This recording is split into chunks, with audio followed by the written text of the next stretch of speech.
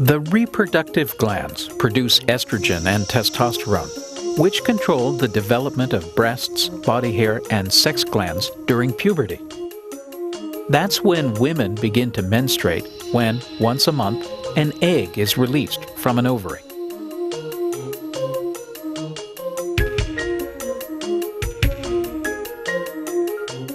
In men, puberty triggers the production of sperm. The testes are filled with hundreds of yards of tubes where sperm originate.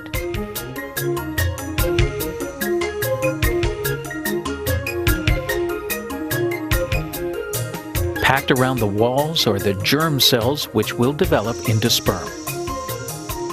The massive tails are mature sperm waiting to be called into action. The sperm is a highly efficient machine for delivering its packet of genes to the target. The torpedo head has a cap of chemicals that will bore into the female egg. Inside is a dense mass of DNA. Unwind the DNA, and in its double helix is the genetic code. It's packaged into bundles, chromosomes, that are carried by both sperm and egg. Once a month, the pituitary gland releases a hormone that stimulates a female egg. Next to the uterus is an ovary, where eggs wait for the hormone signal to trigger one to escape into the fallopian tube.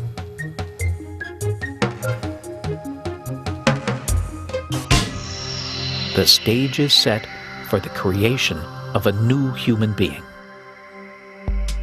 During intercourse, sperm are propelled into the prostate gland and fortified by special secretions. At ejaculation, they perform a spectacular feat, swimming the equivalent of 5 miles. Splashed against the woman's cervix is a flood of 400 million sperm, most of which fall by the wayside. This is where most sperm die. This sperm's eye view of the vagina reveals the microscopic nooks and crannies that trap sperm. The vagina also contains acid that protects it from bacteria. Germs won't flourish here, and neither will sperm. 100 million are killed instantly.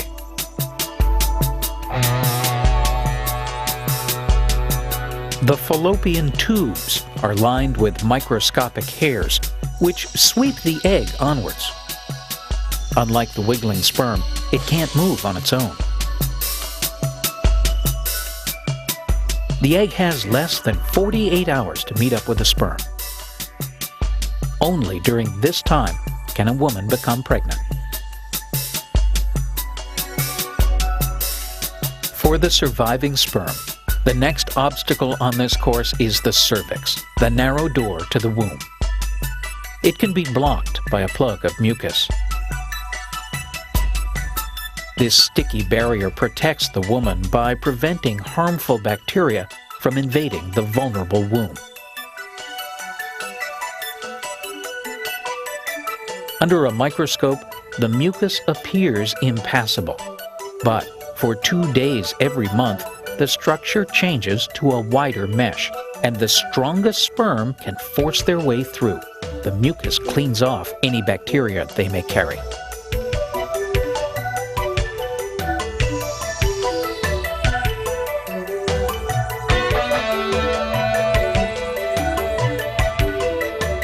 Less than 1% of the sperm reach the final hurdle, the entrance to the fallopian tubes.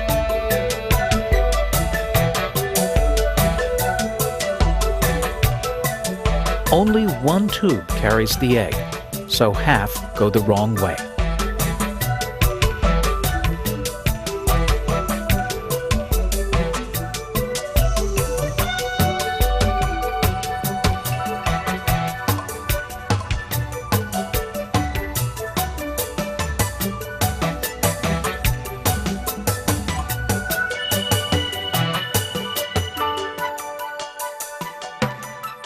Out of the 400 million that began the trip, only 100 sperm reach the egg.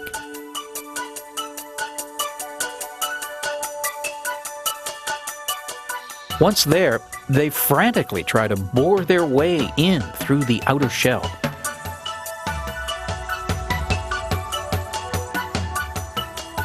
In this race, winner takes all. Only one sperm can penetrate the egg.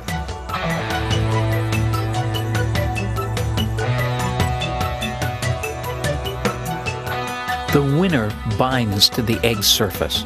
An explosive charge of enzymes in its head drills through the shell.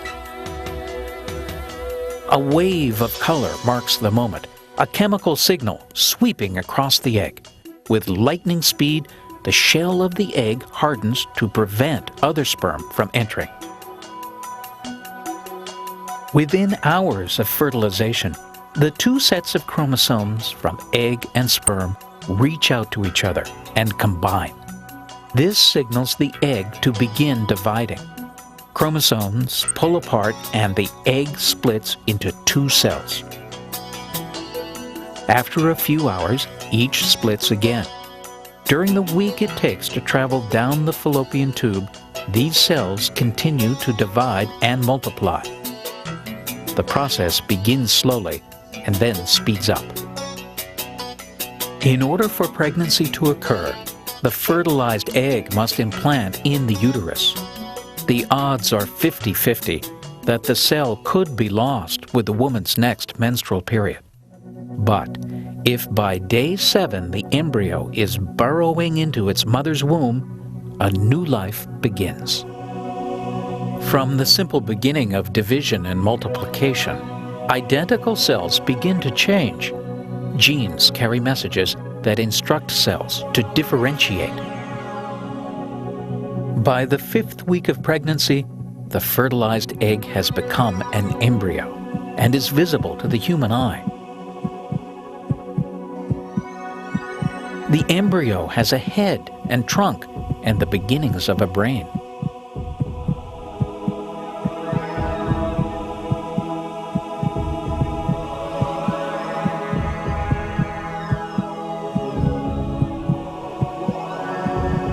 There's a digestive system, kidneys, and a liver, and buds which will become arms and legs.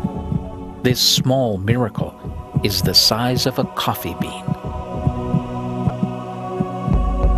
By the 8th week, all the main internal organs are there, though they have yet to fully develop.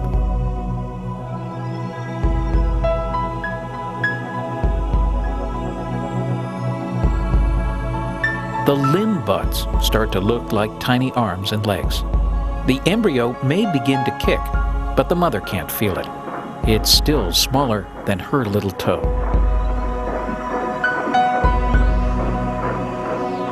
After another month has passed, the embryo has become a fetus, and it's kicking, curling toes, clenching fists, frowning, and making other facial expressions.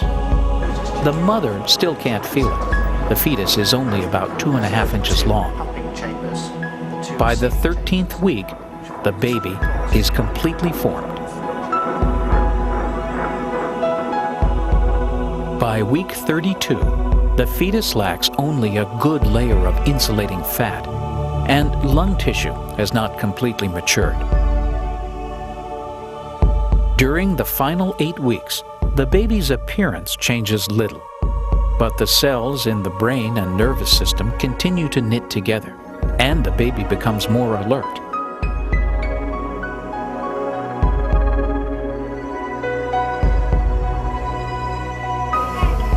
Our bodies are almost complete at birth, with looks and most personality traits already locked in.